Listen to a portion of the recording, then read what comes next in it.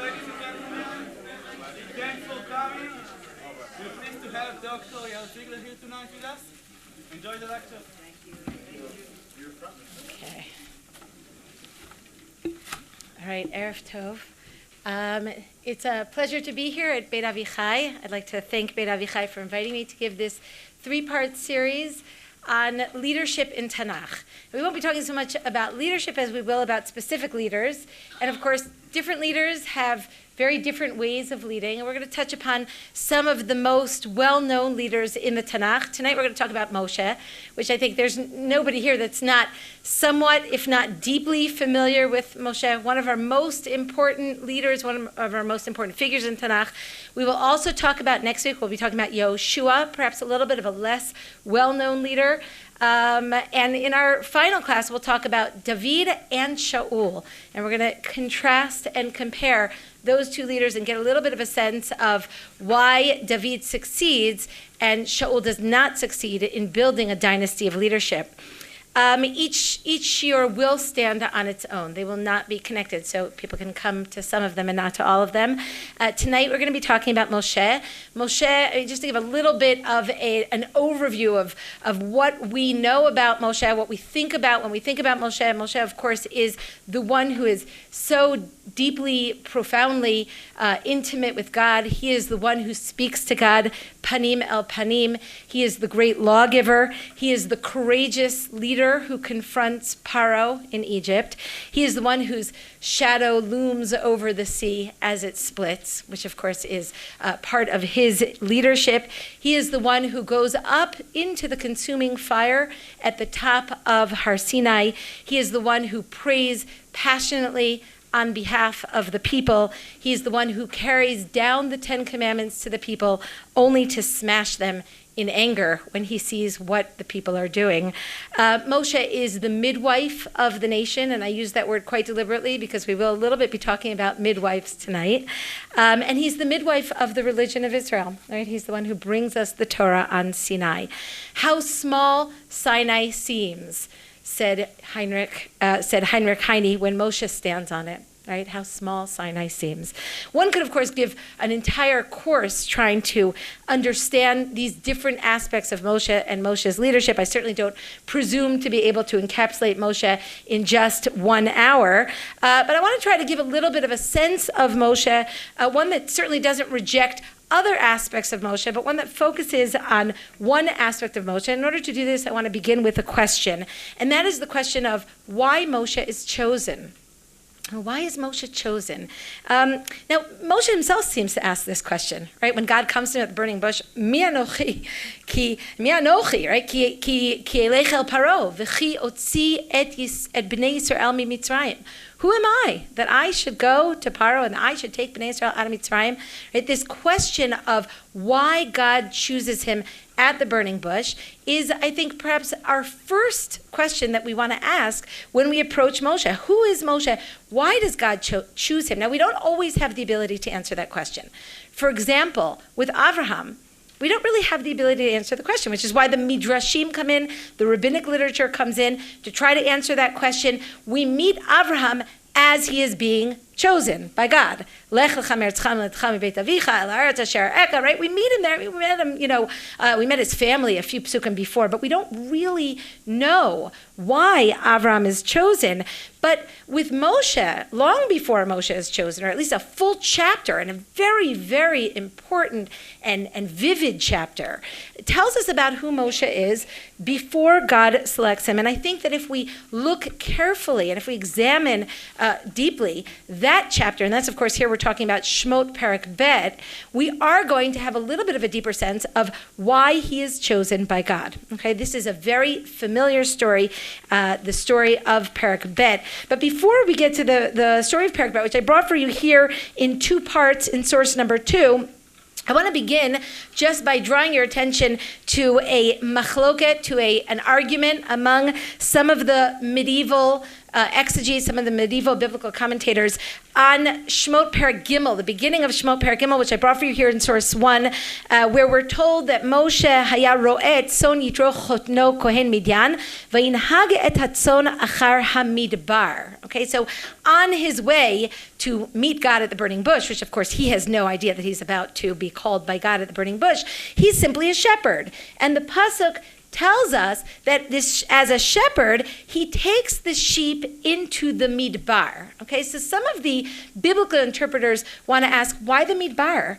Why did he go to the midbar? Now, again, I mean, we know that there are different kinds of deserts. There are certainly deserts where it is a good thing to take your sheep to graze there. But notwithstanding that, I want to turn our attention to the question that is asked and answered by some of the biblical interpreters, and look here at this machloket, this argument that arises here between Rashi and Sforno. So Rashi says something very straightforward. He says, Achar hamidbar lihitrachek min hagezel shelo yir'u b'sadot acherim. Okay, this is a well-known Rashi, right? Rashi says he's trying to get away from the possibility that he might inadvertently steal someone's grazing area. And so the place where he could be most certain that he has not stolen anyone's grazing area is in the desert, right? The desert is not populated, and that's why he goes to the desert. The Sforno says something very different. The Sforno says, Vayavo bet el ha'elokim choreva, hu livado, lihit boded, ulihit palel. He goes himself. Why does he go there?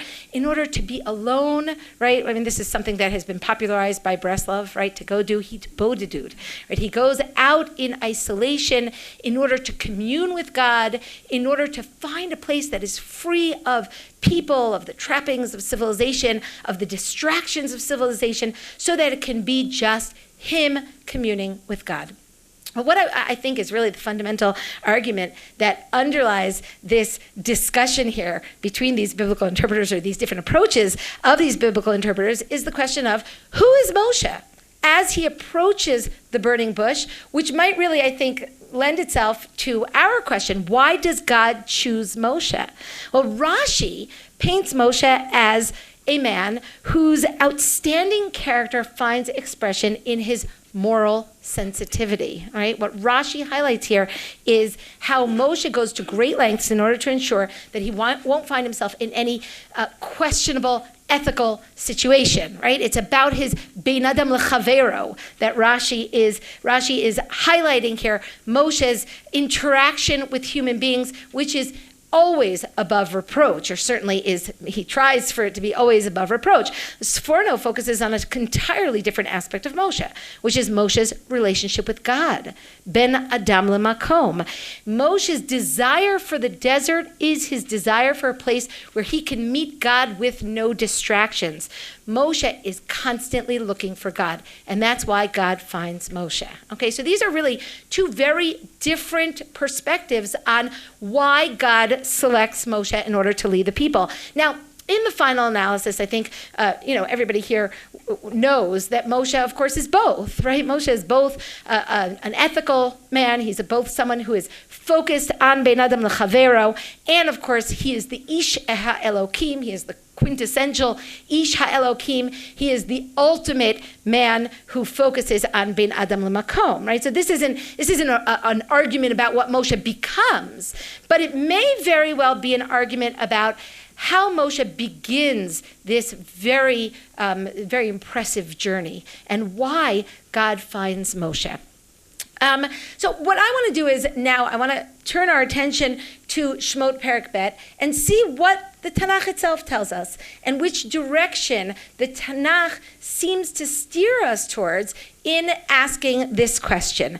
In order to properly understand Shemot Perek Bet, which is really the foundations of Moshe, and it's a chapter I love to teach because it's a chapter with such magnificent literary structure. It's a wonderful chapter. Sometimes I'm asked to give a class on how we use literary approaches to reading the Tanakh. And I always choose this, not always, but I often choose this chapter because it's a chapter which really shows how when you read the Tanakh from a literary perspective, you can find deeper meanings in the message of the Tanakh. And so we're going to see a little bit of that tonight. That's not going to be our main goal, but we're going to see a little bit of that tonight, even just in terms of the overall structure of the parak. You can already get a sense of that. The first half of the chapter, the first 10 verses of the chapter, are the verses that tell us that is the story of Moshe's babyhood, Moshe's infanthood, okay? He is entirely passive. I mean, he's an infant. He's just born, right? So he is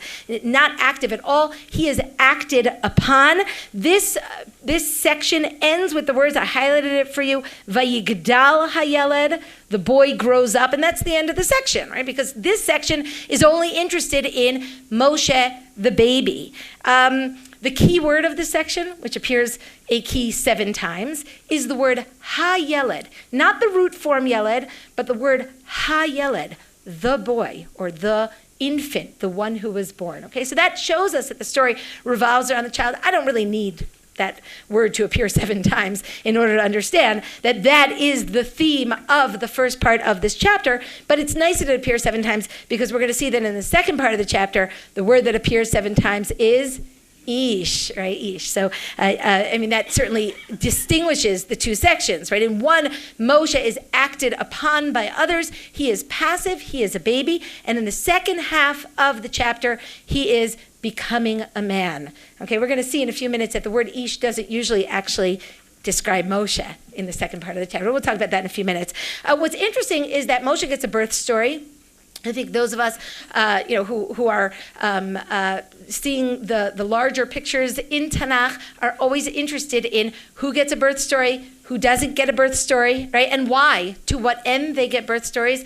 Many of our very important Tanakh figures don't get a birth story. Yehoshua doesn't get a birth story. Shaul doesn't get a birth story, right? Some of the leaders that we'll be talking about, Avraham doesn't get a birth story. It's arguable whether David gets a birth story. I like to think of Megillat Ruth as David's birth story, right? But it doesn't appear in Sefer Shmuel. In any case, what distinguishes Moshe's birth story is that unlike most of the people in Tanakh that do get birth stories, think Yaakov and Esav, think Shmuel or Shimshon or all the Shvatim really, the story is about the difficulty of having a child, of conceiving a child. It's a fertility story, really, right? I mean, most of these birth stories are about the difficulty of having a child, and this one is not, right? This one is not. No trouble to have children in Egypt, right? Egypt is a place of rivers, it's a place of land fertility, and it's a place of human fertility. Uvnei Yisrael paru vayishretzu vayirbu b'me'od me'od v'timalei ha'aretz otam, right? They get to Egypt, Bnei Yisrael become extremely fertile, and that was not the case in the land of Israel, which lacks rivers, right? It lacks land fertility and it lacks human fertility. Maybe that's a subject for another time, but that certainly is not the focus of our story. The focus of our story is not having the child, it's keeping the child alive after he's born. Well, that's really what the story is about. The energy that is invested in other stories to procuring this child is invested in this story to keeping the child alive. And the end of the story is Vayigdal hayeled, which is a surprise. We didn't know that this child was going to grow up because this child is being born into a world which has decreed that he should not survive that world. Okay, so that is really the focus of the story. And of course, it's the continuation of the story, as we said, of the miyaldot, of the midwives, right, who, by the way, appeared 7 times at the end of the last chapter, right? The miyaldot hayeled, right? So the miyaldot were saving lots of babies, and this story focuses on just one baby. So that's the first part of the chapter. The second part of the story is the story of Vayigdal Moshe, right? That's how we start. We ended the last story with Vayigdal Hayeled, the child's about to grow up. And in the beginning of Perek Yud Aleph, I highlighted it for you, we have Vayigdal Moshe.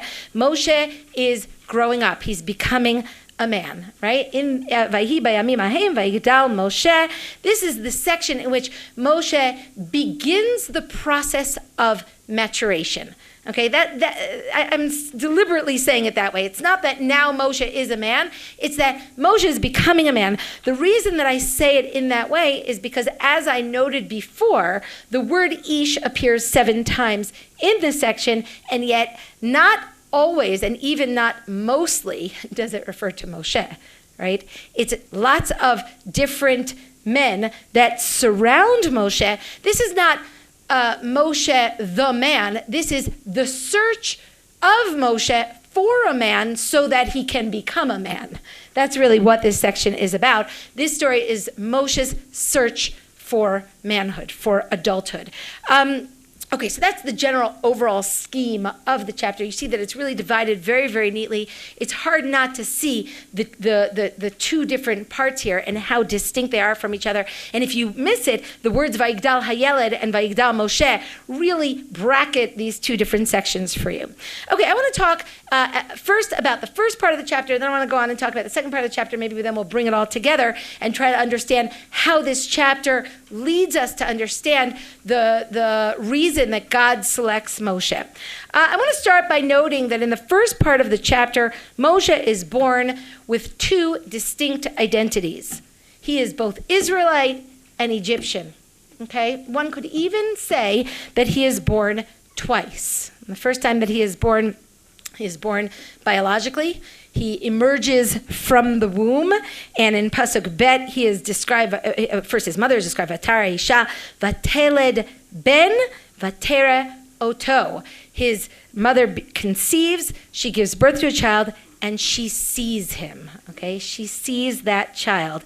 At the second time that he is born, he is taken out of a different type of womb, right? It's not a biological womb, but it is an actual teva, right? It is some sort of womb-like object. He is in the water. He's floating in the water.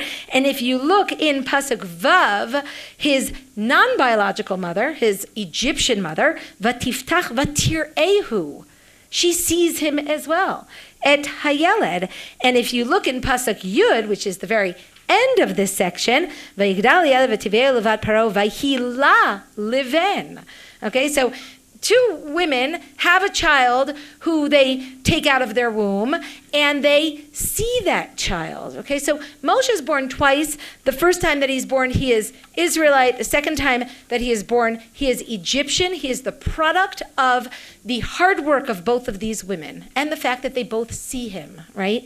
That they both see him and are moved to engage in vigorous activity in order to save him. He is nursed by his Israelite mother, and he is raised by his Egyptian mother in the palace. And it's not surprising that in this final verse of this section, right, in the very, very last words in Pasuk Yud, we're told, Vatikra Shmo Moshe, and she called his name Moshe, Vatomer ki min hamayim mishitihu, and she said, for I have drawn him from the water. So what Moshe receives here is an Egyptian name with a Hebrew etymology. Right? That shouldn't surprise us because that's very much representative of who Moshe is. And in fact, there's a well-known argument among biblical interpreters as to who actually named him. Right? Based on the syntax of the verse, it seems that his Egyptian mother named him, and many, many, many Mefarshim go in this direction, the Ibn Ezra, the Sforno, the Netziv.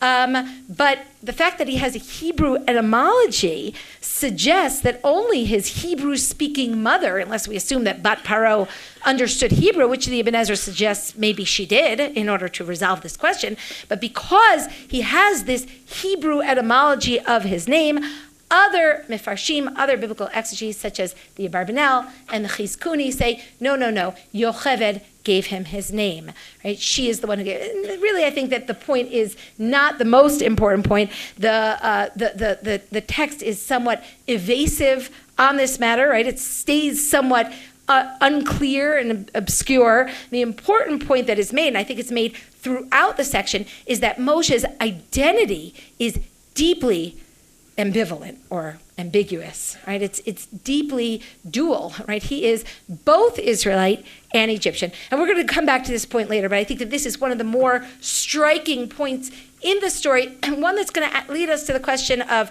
so what is Moshe going to choose, right? Does he choose the Egyptians, or does he choose the Israelites? And at what point does he make that choice? And on what basis does he make that choice? And those are all questions that are already swirling around in our head when we're reading this section, where we see that he's pulled between these two very opposing, antithetical cultures, okay?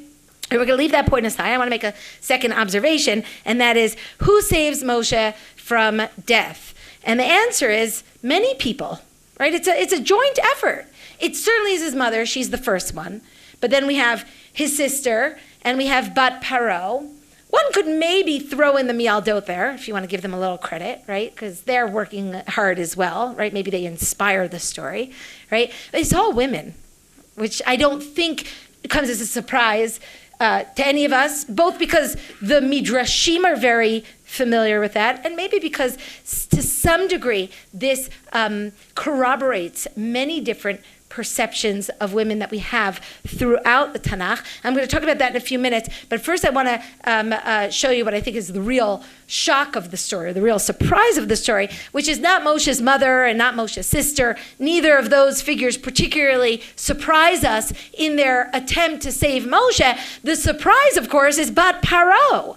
She's not just some Egyptian woman, right? She's the daughter of Paro. And I brought for you here in source number 3, chiastic structure of this first section. It's not my structure. I didn't divide it. I think I saw it in Yehuda Radai's article on chiastic structures. I think it was the first place that I saw it. But what he does is he divides this first section into a structure. Many of you I see here tonight have been learning with me for a long time.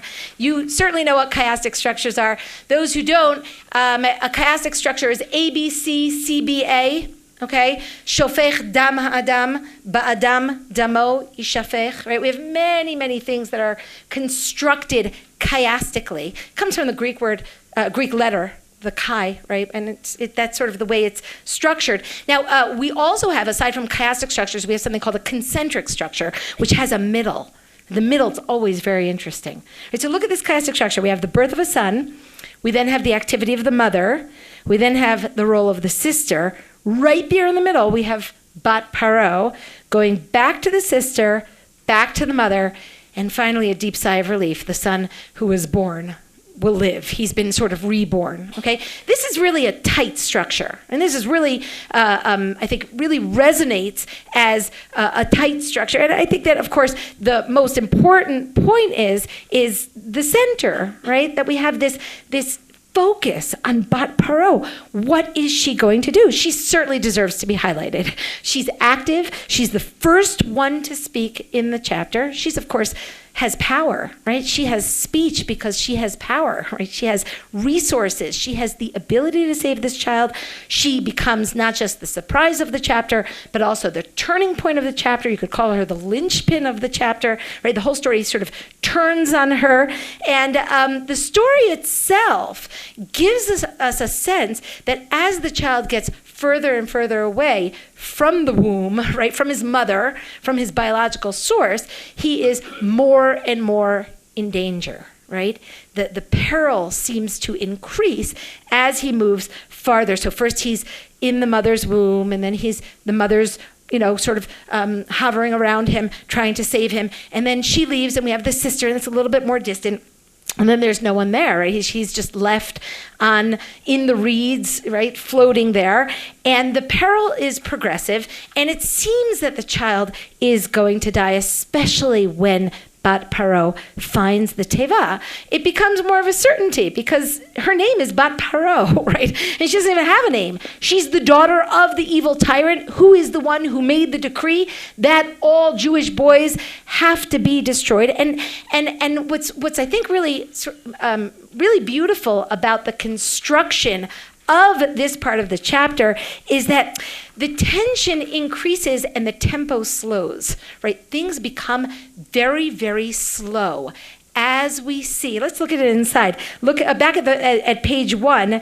As we see Bat Paro sort of approaching the ark, we have this sense that everything is lost, okay? So look at what we have here in Pasuk Hey. Vatered Bat Paro lirchotz al hayaor, and Bat Paro goes down to bathe on the river, v'narotea holchot al yad hayeor, and her maidens are walking on the side of the river, vatera et hateva b'toch hasuf.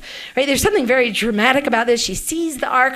We're all sort of holding our breath, saying, "Don't open it. There's nothing inside for you." Vatishlach et amata vatikacheha, and she sends her maidservant, and she takes it. This is very, very slow narrative. I mean, sometimes you have in Tanakh, a pasuk can, take you to another world. It can take you 10 years from now, right? The Tanakh tends to be somewhat brief. This is a very drawn-out description. Vatiftach, and she opens it. Vatir ehu, and she sees him. Et hayeled, the boy. That's the middle word of this whole section. I'm not myself a word counter, but some Tanakh scholars are. There's a wonderful professor in the Netherlands called Jan Fokelman, and he does count words, but I think also he does it in a brilliant way, and he shows that this word hayeled is exactly the center of the narrative. I think there are 70 words before it and 70 words after it, right? And that's the moment when all time stops, right? She sees the yeled. That's what she sees. V'hinei nar bocheh, there's a crying boy. V'tachmol alav, and she has compassion on him. V'tomer, and she says, lest we think that she does not understand what it is and who it is that she's saving, mi'aldei ha'ivrim zeh. This is a child of the Israelites. She knows exactly what she's doing, okay? And she saves the child. And this is, again, it happens at the high point of tension, of drama, of certainty of the child's death. Bat Paro deliberately, willfully, consciously changes the trajectory of the story and saves the child. And it's not really clear why, but it is clear that she knows what she's doing. She knows that she is defying her father. A midrash, I think the midrash often tend to point our attention to those very dramatic aspects of the Tanakh story. Sometimes we miss it because the Midrash is so dramatic itself that we miss that what they're trying to show us is the drama that's in the Tanakh. So look at what the Midrash here says. Oh, did I not bring it for you? Oh, I did. Here, look in source number 3. Amrula, they said to her, this is her maidservant speaking to her. I'm on page 2, source number 3. Amrula, they said to her, Gvirtenu, our mistress, min hagoshel olam melech gozer gzeira, v'chol haolam inan mikaymin ota, banav uvnei beito mikaymim ota. Right? You should just understand, they say to her, that even if the entire world would defy your father, you should not be defying your father. You have vested interest in upholding your father's decrees. At overet al mitzvat hamelech? You're going to defy the decrees, the commands of your father. This Midrash is pointing our attention to what is so surprising here. She acts against her own father. She acts against her society. She acts against her own interests. Imagine what would happen to her if her father found out. And of course, she goes from being at the peak of the society to being, who knows, right? But certainly, we can imagine that the situation would not be good for her. So why does she act in this way? And what's, I think, wonderful is what we saw. Vatir ehu et hayeled. She sees a boy. She sees a child. She sees a human being. Right? This is a society where no one has a name. Right? No one has a name. We've seen it since the beginning of Perek Aleph, since the disappearance of Bnei Yisrael. Ironically, we have it in Sefer Shmot, right? The book of names. Eila Shmot Bnei Yisrael Yordim Mitzrayma. We start out with lots of names, and then they lose their names. This is a society where people don't have names. Human beings are objectified. They are regarded as cogs in the great mechanism of slavery, which is there in order to build great buildings for the only person in society that really matters, and that is Paro. And she does not behave that way. She sees a human being, and she is moved to compassion. Human compassion is at the center of this story. That's what allows a princess to defy her father. Vatir ehu et hayeled, vatachmol alav. She sees him, the child, and she has compassion on him. But Paro, in this sense, and this is something I alluded to before, is very much the continuation of the mialdot, of the midwives, who, by the way, it's a big machloket whether or not they are Jewish, as per Rashi, right? Rashi, of course, makes them into Yocheved and Miriam. I think we are all students of Rashi, and we tend to be, even I think, somewhat overly influenced by Rashi's perspective, so that we sometimes forget that he's not the simple meaning of the text. So we have no idea if they are mialdot ivriot, or are they Israelite midwives, or are they the midwives of the Israelites? It's not at all clear, and there's a big argument between different biblical interpreters with regard to this. Some biblical interpreters who actually regard the midwives as Egyptians include Josephus, who's certainly a biblical interpreter, the Abarbanel, Shadal, right? So I sort of did the whole range of early biblical interpretation, medieval biblical interpretation, modern biblical interpretation. There have always been biblical interpreters who have seen these midwives as Egyptian, right? And what is it that moves these Egyptian women to defy the most powerful man in their world?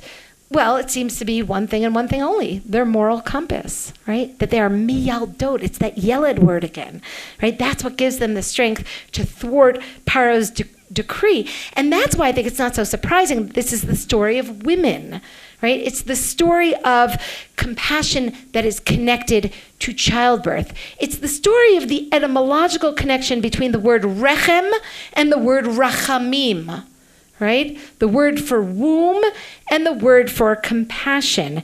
It's the story of the way in which childbirth and the ability to bring children into the world lays the foundation for human compassion. That's the story of the ability of these women to defy Paro's decree. Now, again, in a moment, I'm going to say, I don't think that only women have that compassion. I don't either think that all women have that compassion. But that's the foundation of compassion in the world, right? It's in I think, what is an astonishing thing that perhaps we don't think about so much because it's part of our biological world, is that we bring children into the world. And how does that ultimately form our identity? And so it makes a lot of sense to us that the story of the attempt to try to save Moshe, despite the evil decree that we have in the world, begins with the biological mother, right? She's the one who's so busy, she's so active, right? And she is the one who first picks up this task and says, I am going to save this child come what may. Now, I'm not going to go in the direction, the negative direction of where's Amram, right? Where are the men in the story?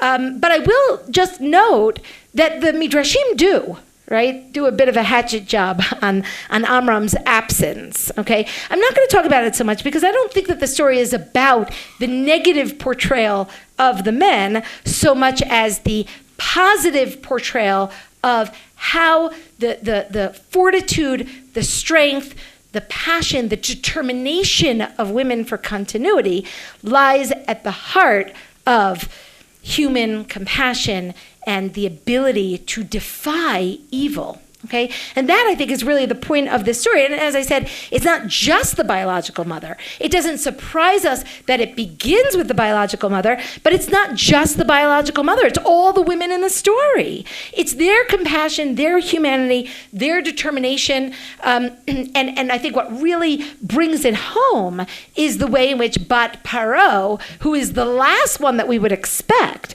that would go out of her way to save Moshe, does. And I think that has to do also with her being moved to compassion when she sees the Yeled. Now, by the way, this is not something that, I came up with in a vacuum. I mean, this is not just an obvious reading, but one that Chazal say over and over and over. There are so many midrashim that highlight the role of women, some in a very fanciful, creative way, and some based more or less on the text. But we all know that, or many of us know, I think, the famous statement, Bizchut nashim tzidkaniot nigalu Yisrael mimitzrayim, right? Because of the merit of the righteous women, Am Yisrael were redeemed from Egypt. I don't think that's a statement that is passive. I don't think that the women are passive recipients of God's largesse. I think what it's saying is because of the way in which these righteous women functioned in the face of evil, that is why Am Yisrael as a whole was saved from Egypt. Now, what I really want to suggest here is that this is going to have tremendous impact upon Moshe's persona. This is part of his foundational story. Moshe is a product of this. Moshe is a product of these women. His life, his very existence is due to the action of these women.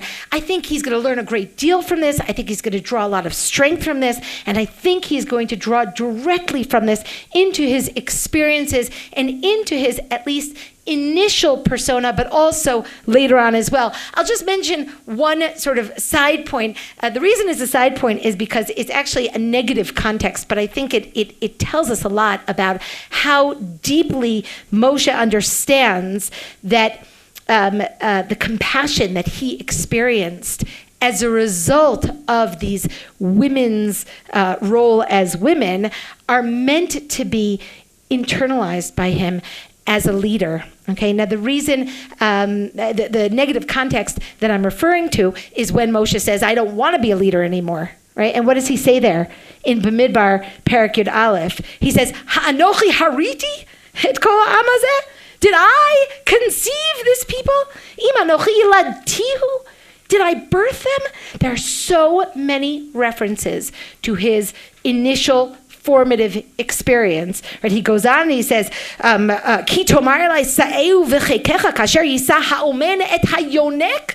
You say to me that he's talking to God, of course. You're telling me that I should bear them in my bosom like a nursing mother does a child, a suckling. Okay.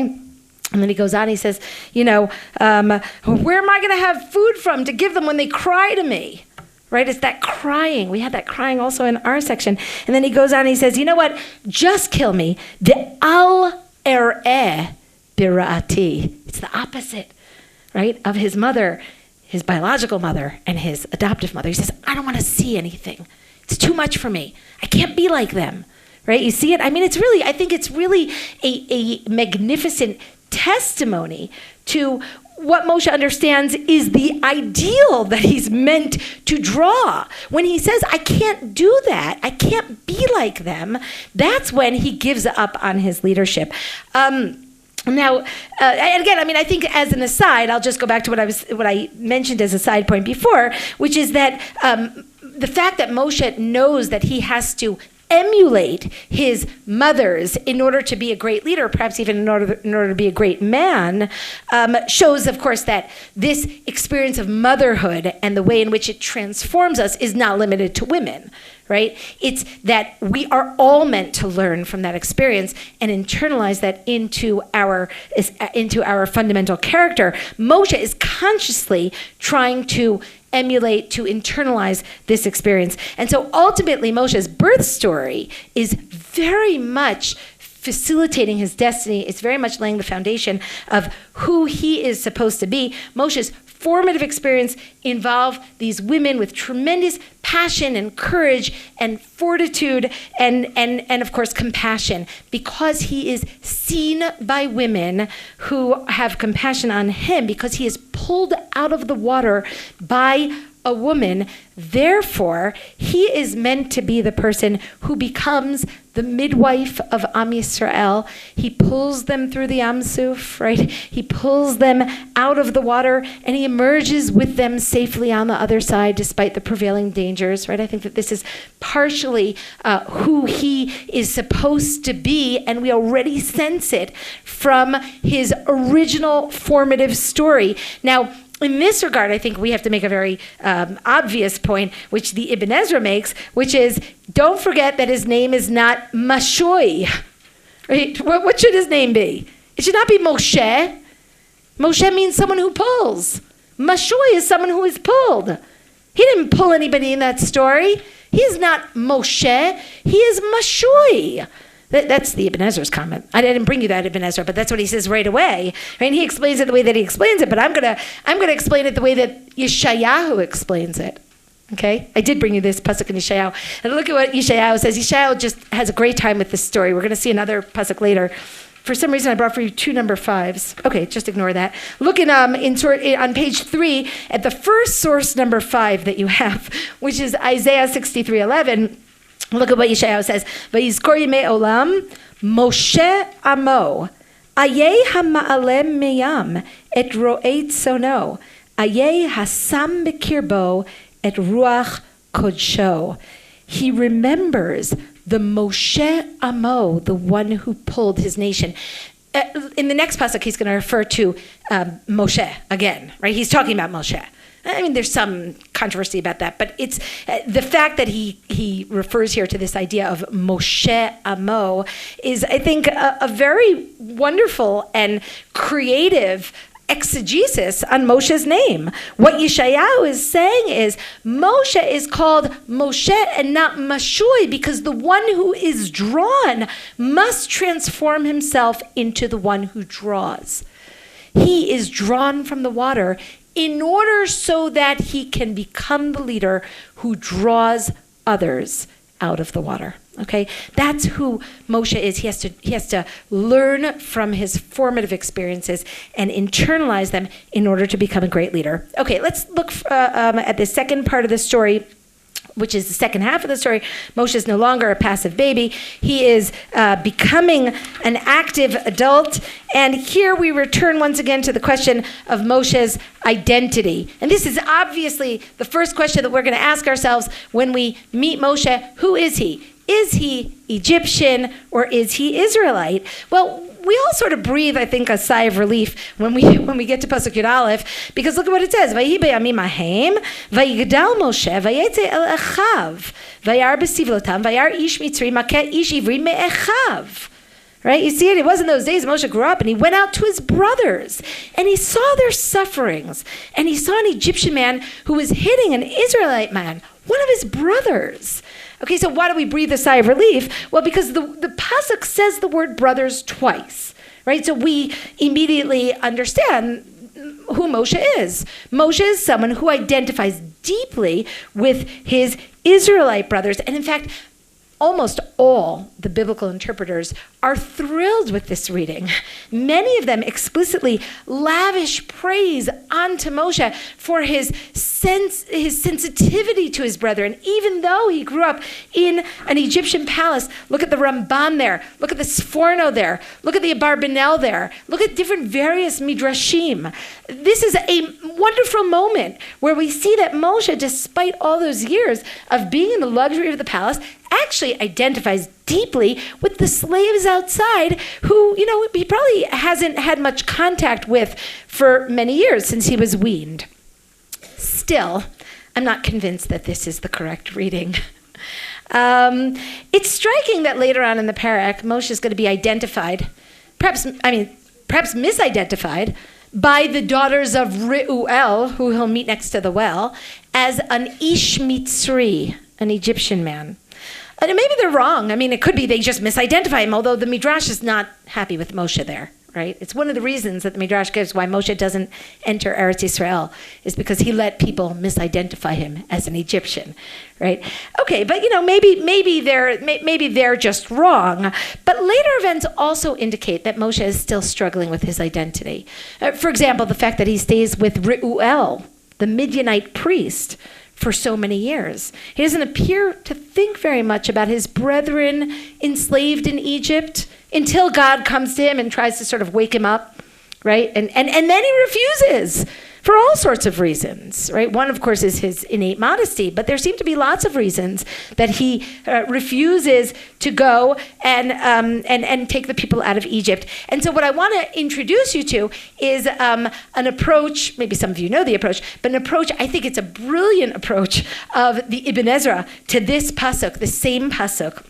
And I just love this Ibn Ezra because I think it's so astute and it's very, very concise. Look on page number 3 at the second source, number 5. Okay, I really didn't mean to confuse you here.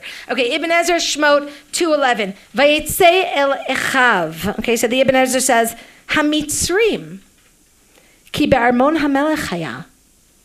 Okay, you hear it? When it says Vayetze el Echav, it means his Egyptian brethren. When Moshe leaves the palace, he's going to his Egyptian brethren. Okay, what about Vayar besivlotam? That's the problem in the pasuk, right? The next words are, and he saw their sufferings. You can read it totally differently. You can read it completely the opposite. And he saw their oppressions. Sivlot Mitzrayim. We have it twice later on in Shemot Perek Vav. Sivlot Mitzrayim. Meaning the oppressions that the Egyptians were doing to the Jews. It's a perfectly acceptable reading. It just sort of throws people into a tizzy, right? The idea that Moshe leaves the palace to find his Egyptian brethren, right? But let's just finish this Ibn Ezra, and then maybe we'll talk about it. V'ta me'achav acher, but what about the second me'achav? He's kir ivri mimishpachto, k'mo anashim achim. The second echav is talking about his biological brothers. You can't get around that, right? Because it's Vayar ish mitzri makeh ish ivri me'echav. There it's clearly talking about his Israelite brothers. So what the Ibn Ezra does here, I think in a brilliant exegetical stroke, is to construe each mention of Moshe's brothers as referring to an entirely different group of people, right? The first echav in the same pasuk is talking about the Egyptian brothers, and the second is talking about his Israelite brothers. It's a magnificent reading for so many reasons, but before we explain why it's such an important reading, I just want to mention that the Ibn Ezra's reading is so astonishing and it's so audacious that most of the super commentaries on the Ibn Ezra either reject it or they rewrite it, right? Or they try to understand it completely differently. Some even say it's just a typo. He didn't mean that at all, right? So, I mean, for a lot of people, it is a problematic reading, and I understand why it's a problematic reading. But I think that the Ibn Ezra's reading, as it stands, demonstrates exceptional sensitivity to Moshe's struggle, his identity struggle. And by reading it in this way, it offers, I think, a clue to understanding who is Moshe and what motivates Moshe. When Moshe leaves the palace, it is most natural for him to think of himself as Egyptian. How long has it been since he was part of the Israelites? He's raised in the lap of luxury. He's raised inside the palace. What changes his mind? What causes him to switch allegiance? Vayar besivlotam. He sees that they're not behaving appropriately. And at that moment, he switches allegiance and he says, I'm not one of them. I'm one of them. That's when he says, I'm an Israelite.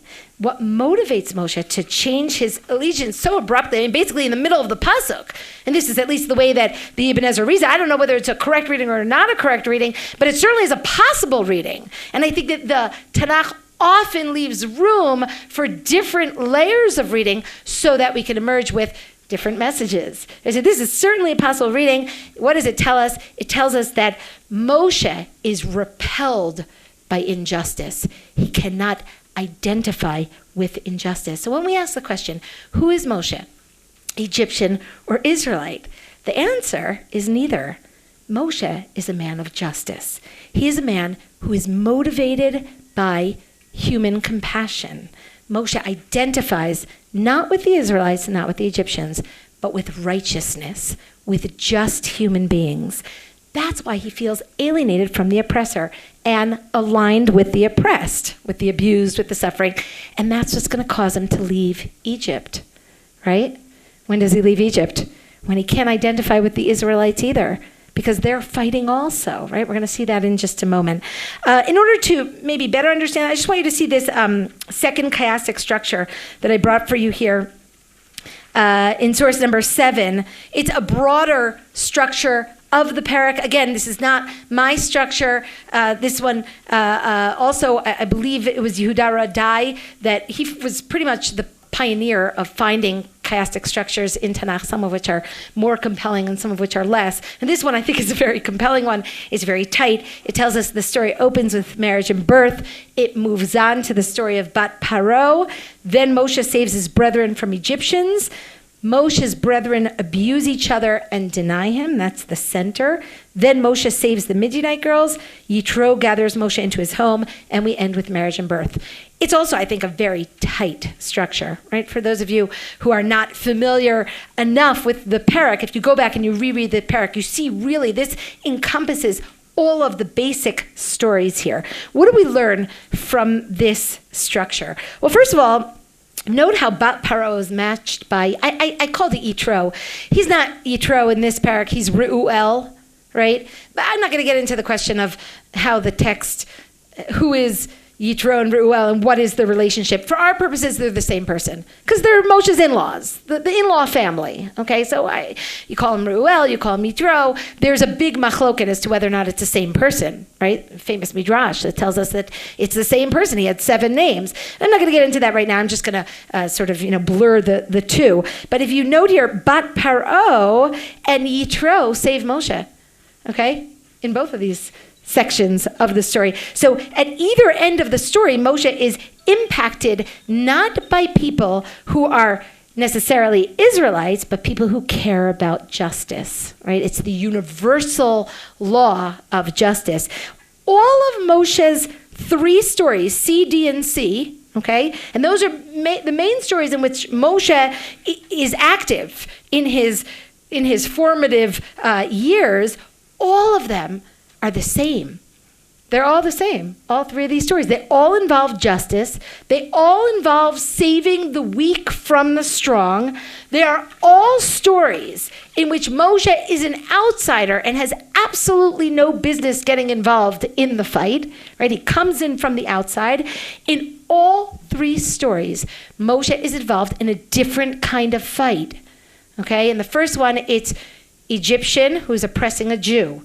In the second one, it's Israelite against Israelite. In the third one, it's non-Israelite against non-Israelite, right? It's the daughters of Reuel and the shepherds. And what we see here, and this is a point that is made by the Abarbanel, and much later it's made in a well-known essay by Achad Ha'am, right? As I turned into Rehov Achad Ha'am, I thought about that as well. And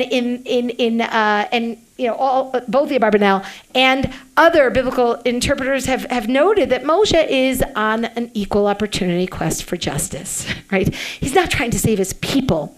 He's not nationalistically motivated.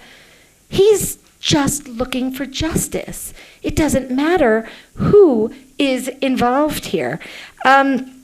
That I think is really the center of the story. In a minute we'll talk about the actual center, which is D. But what I said before was that Moshe's looking for an ish. Okay, that's his quest. He's looking for an ish. And when he first goes out to, I think, his great disappointment, he sees an ish. It's an ish mitzri. And then he sees another ish. It's an ish ivri. And this leads him to look both ways. Vayifen ko vacho, vayar, ki ein ish. Okay? Right? Now, the simple meaning of that moment is that Moshe wants to kill the Egyptian, and he's trying to make sure that the coast is clear. He doesn't want to kill the Egyptian if there are any witnesses. So vayifen ko vacho, vayar ki ein ish. He sees that there's nobody there, and then he goes and he kills the Egyptian. But the deeper meaning here, and it's the meaning that the Netziv gives, but it's also the meaning that Yeshayahu gives, which you'll see in a moment. The deeper meaning is, Vayifen ko vacho, and he looked around at society, Vayar ki ein ish. He saw, there's just no man here. There's nobody who's going to step up, right? There is no one who seems to care about justice at all.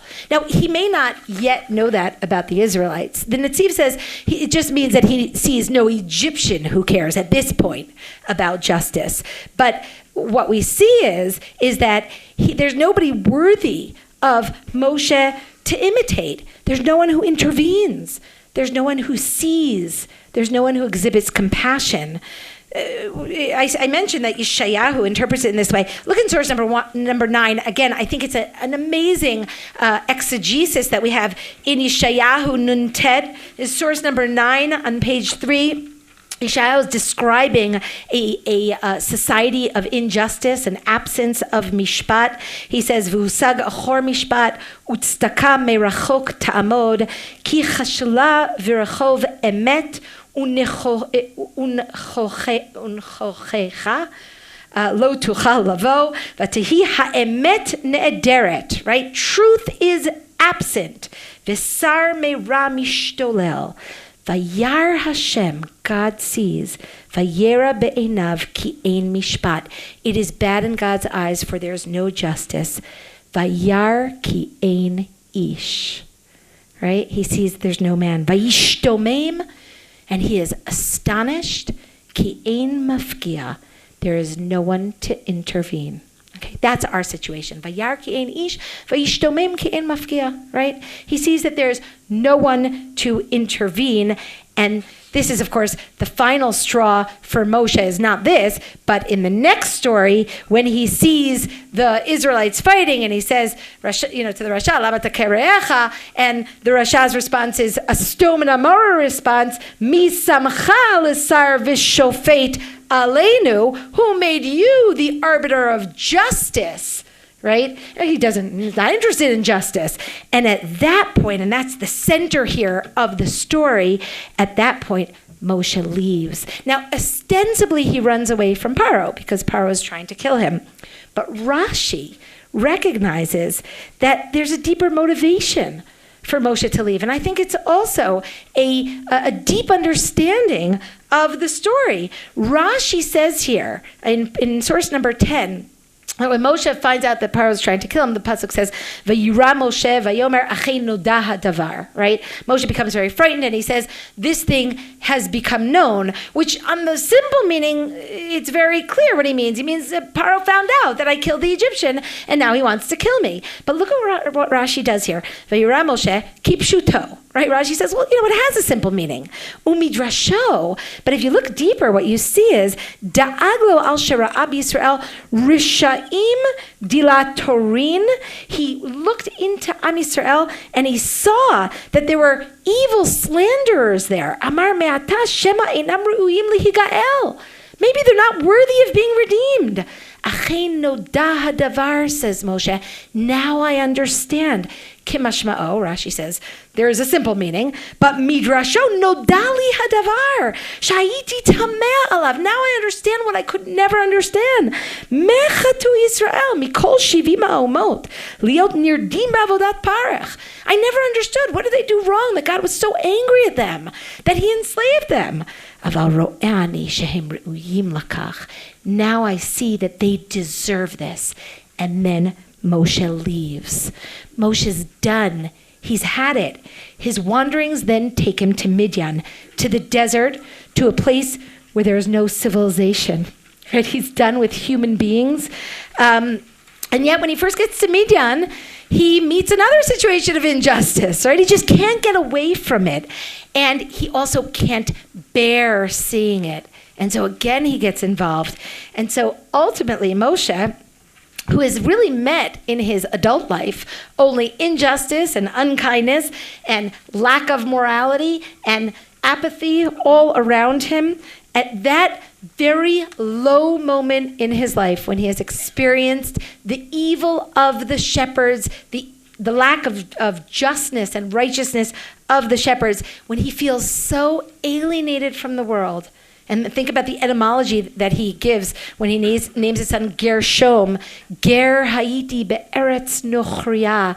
I was a stranger in an alien world, right? It's a big machloket as to what is he talking about? Where is he talking about? And I'm sort of giving it a broader understanding, where Moshe is saying, I was just alien in a world that just was foreign to me. I just didn't understand anyone. I couldn't relate to anyone.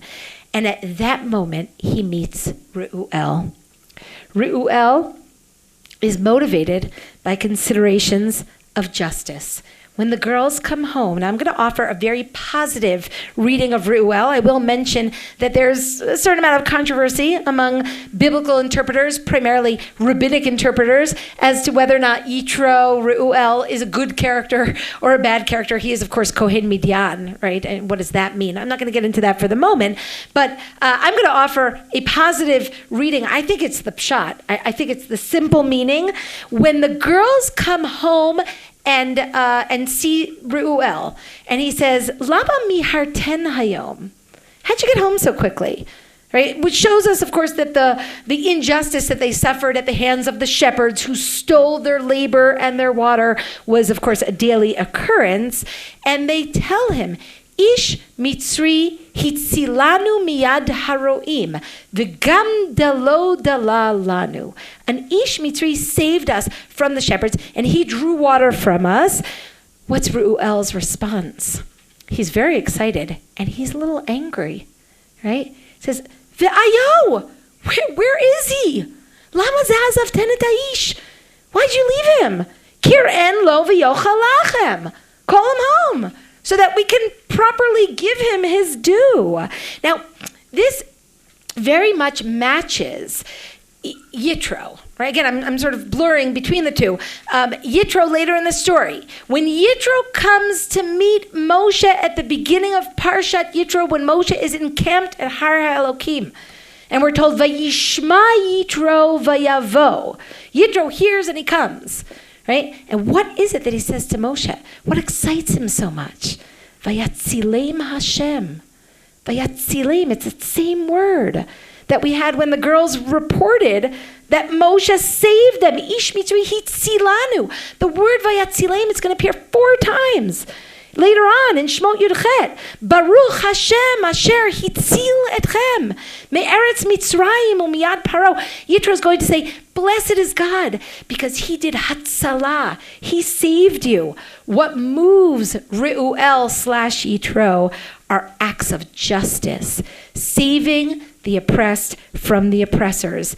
Ultimately, Moshe has met his match, okay? Moshe's futile search for a man of justice in his Egyptian context is very much resolved when he meets Yitro, okay, or when he meets Reuel. First of all, I'll just mention, many midrashim portray Reuel, well, as Moshe's match. I'll just give you one example. It's a very famous midrash. It appears all over the place. It appears in Gemara and Sota, and Gemara and Sanhedrin. It appears in all sorts of midrashim, that when Paro decided to enslave the Jewish people, he had 3 advisors, right? Remember that midrash? Yitro, Bilam, and Eov. Bilam said, rah, rah, enslave the Jews. That's why we don't like him. Eov stayed silent. He got his punishment. Yitro ran away. He couldn't abide injustice. Right? Yitro ran away from Paro's evil decrees. Sounds a little like Moshe. Sounds a lot like Moshe, right? This parallel that's being created. And so Moshe found his Ish. He found a human being worthy of imitation. The last pasuk tells us, the second to last pasuk in that section in Perek Bet, Vayoel Moshe lashevet et ha'ish. And Moshe took an oath to live with the Ish. Moshe found the Ish. And this, of course, begins a great partnership, a partnership that is committed to bringing justice to the world. Moshe is the great lawgiver, but Yitro is the one who builds the infrastructure for disseminating the law, right? He's the one that sets up the legal system. Moshe has a very difficult time in his initial encounters with an unkind world, and he becomes rapidly disillusioned by it. That's why he much prefers the desert, I think, and the company of the Midianite man of justice. And so, and we'll bring this to a conclusion now. When God calls upon Moshe to go to Paro and take Am Yisrael out of Egypt, Moshe's hesitant. Mi anochi, who am I? And perhaps, why should I save them? Chi otzi et Bnei Yisrael mi Mitzrayim. And when God presses him, Moshe's perhaps long simmering anger at the apathy of the Jews who he encountered during the passion of his youth emerges. Ve'hein lo ya'aminu li. They won't believe me. And yet God insists, you are the one. You are the one that I have chosen, not despite your passion and your disillusionment, but perhaps because of it. Not despite your dual identity that transcends ethnicity, but perhaps because of it.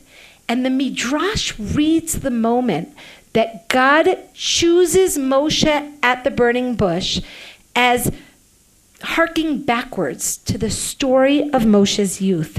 We're going to conclude with this Midrash. We're going to look at this Midrash here on page 4. The second number 12, the very final Midrash in Shmot Rabbah, where the Midrash says, Amar HaKadosh Baruch Hu. The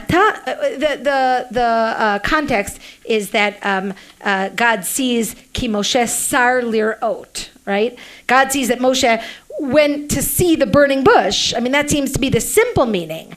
But the Midrash is going to read it very differently. Amar HaKadosh Baruch Hu, Ata inachta eskecha, v'halachta lir'ot b'tzaran shel Yisrael. You left aside your activities and you went to see the distress of Am Yisrael. V'nahagta bahen minhag achim. Ani meniach et ha'elyonim ve'et ha'tachtonim ve'adaber imcha. Hadao dichti vayar Hashem kisar lir'ot. What God says is, initially, you went outside and saw Am Yisrael. And because you saw Am Yisrael, that's why I'm choosing you.